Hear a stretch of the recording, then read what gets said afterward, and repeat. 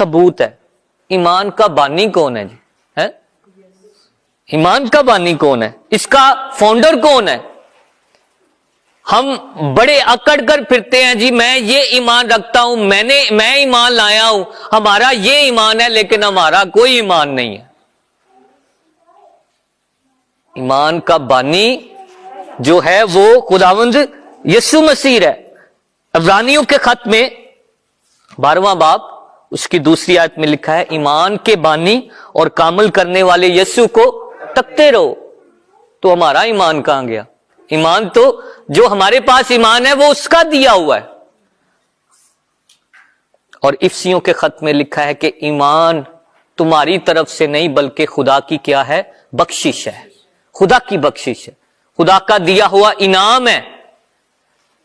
اس لیے ایمان بائبل مقدس میں آج کی پہلی تلاوت میں ہمیں ایمان کے بہت سے سورما نظر آتے ہیں، اور میں ضرور ریکمینڈ کروں گا کہ اس 11ویں باب کو سارے کو پڑھیں۔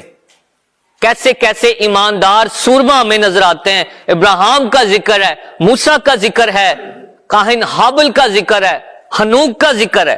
یہ سارے کے سارے ان کو کیا کہا گیا کہ ایمان کے وسیلہ سے انہوں نے جو کام کیے ایمان کے وسیلہ سے کیے ہیں، کہ خدا اور اس کے وعدوں پر ان کا توکل اور بھروسہ تھا۔ خدا پہ آج 2 قسمیں میں رکھوں گا ایمان کی آپ کے سامنے۔ 2 قسم کا ایمان ہے۔ پہلا ایمان ہے جی عقیدہ ایمان۔ عقیدہ ایمان کیا ہے؟ کہ ہم جو رسولوں کے عقیدے میں چیزوں کو مانتے ہیں، ٹھیک ہے؟ میں ایمان رکھتا ہوں خدا پر، میں ایمان رکھتا ہوں یسوع مسیح پر، میں ایمان رکھتا ہوں روح القدس پر، میں ایمان رکھتا ہوں کلیسیا پر، شراکت پر، رفاقت پر، اور اس کے آ جانے پر، جس کا اقرار ہم رسولوں کے عقیدے میں کرتے ہیں۔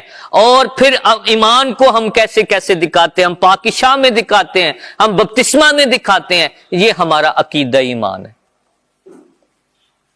کہ ہمارا یہ عقیدہ ہے، ہم ایمان رکھتے ہیں، ٹھیک ہے؟ ایک یہ ایمان ہے، اور دوسرا ایمان ہے عملی ایمان، کہ جو ہم عقیدہ رکھتے ہیں ہم اس پر چلتے بھی ہیں۔ ہم اس پر کیا کرتے ہیں؟ اس پر چلتے بھی ہیں۔ ہم نہ صرف مانتے نہیں ہیں۔ ابلیس بھی عقیدہ رکھتا ہے، ابلیس بھی ایمان رکھتا ہے، بائبل پر بھی اس کا ایمان ہے، خدا کی باتوں پر بھی ایمان ہے، لیکن اس کی چال کیا ہے؟ ٹیڑھی ہے۔ اس کی چال ٹیڑھی ہے۔ ہم ایماندار ہو کے بھی ہماری چال ٹیڑھی ہو سکتی ہے، چال ٹیڑھی